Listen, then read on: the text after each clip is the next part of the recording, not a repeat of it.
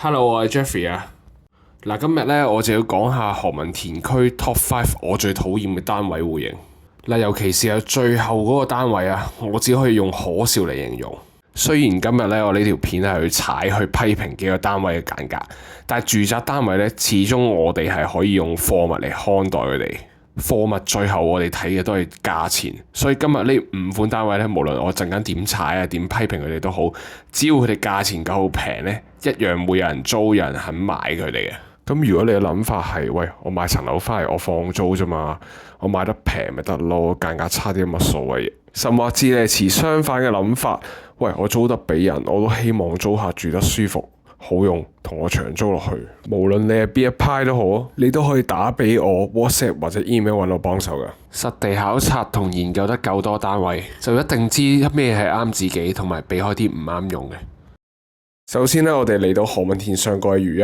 嗱，你哋唔好誤會先啊，如一大部分單位都市正啊，唯獨是喺呢個3B 座 E 嘅一房啊。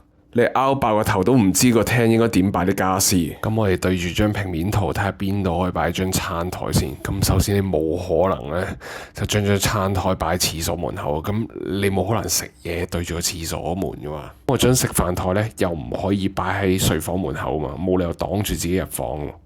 咁你剩翻個位置可以擺餐台咧，就得翻 open kitchen 對出咧同露台之間嗰個空位。咁但係如果你擺張餐台喺嗰度咧，你個露台門又俾你張餐台頂住，咁你出唔到露台，咁所以你個廳咧係擺唔到食飯台嘅，你只可以用摺台。好啦，咁到擺電視機啦，咁成個廳得一個位擺電視機嘅啫，可以就係 open kitchen 隔離個埲牆。咁你擺咗電視機喺嗰個位啦，咁你 sofa 就好順理成章擺喺佢嘅對面嗱，但係你擺個 sofa 嗰度咧就完全頂住咗你個睡房，你入唔到房。以前咁即係呢個單位咧，你個廳咧擺唔到食飯台啦。你擺唔到梳化啦，淨係擺到部電視機，然之後你要坐喺地下睇。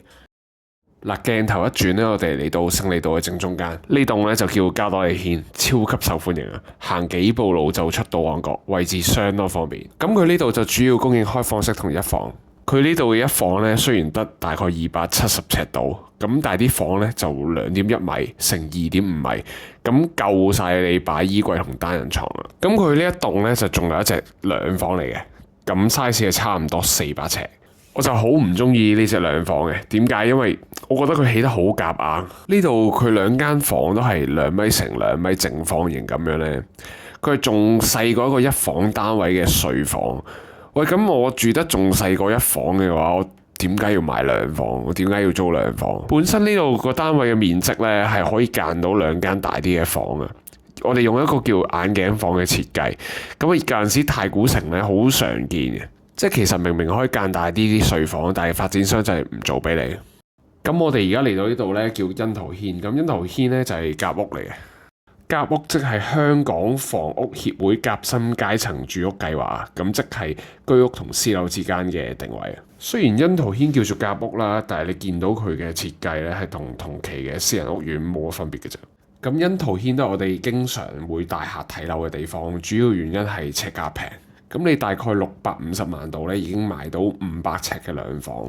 嗱，咁而家我哋睇住個平面圖啦，嗱，真係得啖笑，成隻蟹咁樣。我平時好唔中意話啲單位會有位置係嘥位嘅，即係例如露台啊、工作平台啊、玄關走廊等等，因為你每個單位都總有一啲位置係用唔盡噶嘛，冇辦法避免嘅。所以我唔會攞嚟講。喂，但係你呢個單位呢，真係有啲特別。哇，嗱，你首先睇個廳，佢有斜嘅個廳就難擺嘢。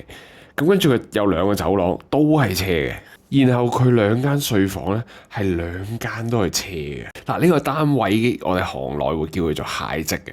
咁你下次嚟查詢欣桃軒嘅時候呢，如果我問你睇唔睇蟹積呢，你記得唔好嘥自己時間，你答我你唔會睇。而家我哋面前呢一棟大廈咧就叫勝利道1號，咁勝利道1號就一梯3伙 A、B、C。咁我要先俾你睇下 B 單位450尺，四四方方好正常嘅啫。好啦，咁我開埋隔離 A 單位550尺俾你睇。哇，咦？喂，呢個單位係咩事啊？個玄關係咁大嘅？係咯，我想問點解個玄關要咁大？嗱，有少少關於勝利道1號嘅 fun fact，就我去睇咁多次樓咧，勝利道1號。係個個人都將啲鞋啊、咩單車全部擺晒喺電梯大堂嗰度啊，即係擺晒出門口啊，冇人捉嘅喺度。好，咁我當你守規矩，你唔會將啲鞋擺出門口，咁你都唔使有咁大玄關嚟整鞋櫃啊嘛，冇咁多鞋啊我估。咁你而家對比隔離 B 單位，你試下將550尺 A 單位呢個唔等使玄關 cut 咗佢，咁你會發覺 A 單位個廳呢，其實同 B 單位個廳係差不多。即係你話要夾硬用個玄關呢，我覺得最好係擺喺個鋼琴內，擺喺鋼琴內呢，就絕對冇問題。然之後呢，到個主人房啦，喂，個主人房咁斜嘅喂，B 單位個主人房呢，450尺 B 啊，同而家550尺 A 個單位主人房比咧，喂，其實呢個 B 主人房呢仲大啲喎，因為佢冇咗個斜角位嘛。咁所以如果你係買緊550尺 A 單位，你一定要知你俾多個100幾200萬呢，你唔係買多100尺啊，你買緊個對流窗、個名次同埋單邊呢3個元素嘅啫。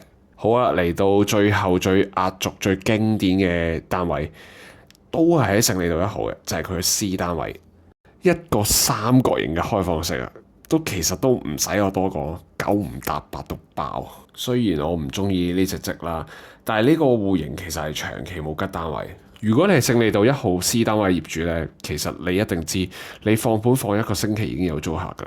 好認真講，就算呢個價格係咁古怪呢，佢呢度租金夠平，樓齡夠新，地點又夠市中心，一樣有大把捧場客。